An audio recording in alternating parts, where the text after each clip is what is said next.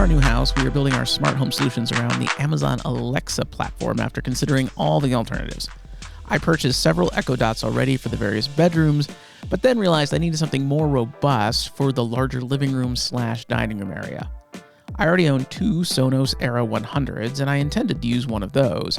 However, I learned that while Sonos advertises, quote, Alexa built in, end quote, it doesn't mean that it supports all Alexa functions. Most notably, Sonos does not support drop-in, which is what lets you talk directly between two Alexa devices.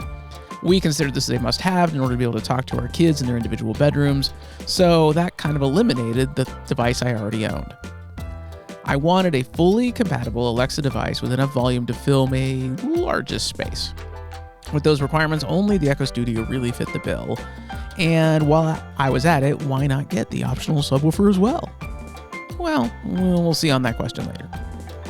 Overall, the Studio works as you would expect, with easy setup and big sound. Because I purchased it directly from Amazon, it was already loaded into my Alexa app before it even arrived at my door.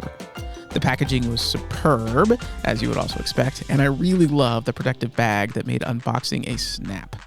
Ooh, oh, okay. I like this. This is an all-in-one unit, so I didn't expect much in the way of ports, but the aux-in is nice to see. You can also pair this device with other Bluetooth devices or even another Studio if you want to use them both as a full stereo pair.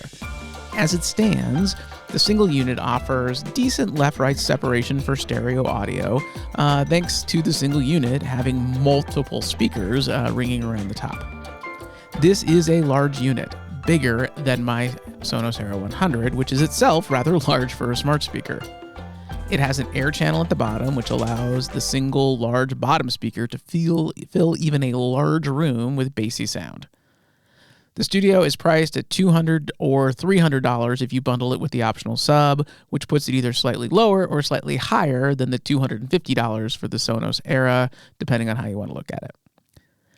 Speaking of the sub, I feel the Studio, with its large speaker at the bottom, really honestly puts out plenty of bass all on its own, and you may just want to skip the sub and that extra $100, unless it really is all about that bass for you.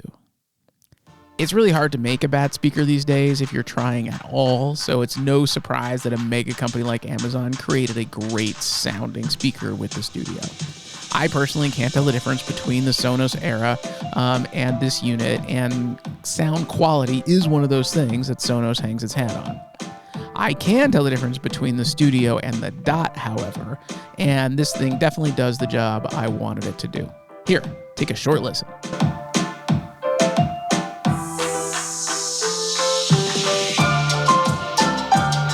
So the Echo Studio is a buy recommend with me, and probably recommendation to skip the sub. I'm actually considering a second one of these units for my basement family room, which again is of the largest size. If you want to see my longer review of the Echo Studio and sub, click the thumbnail. And if you're looking to purchase, please follow the links in the video description below. Well, that's it for this one. Thank you all, and have a great day.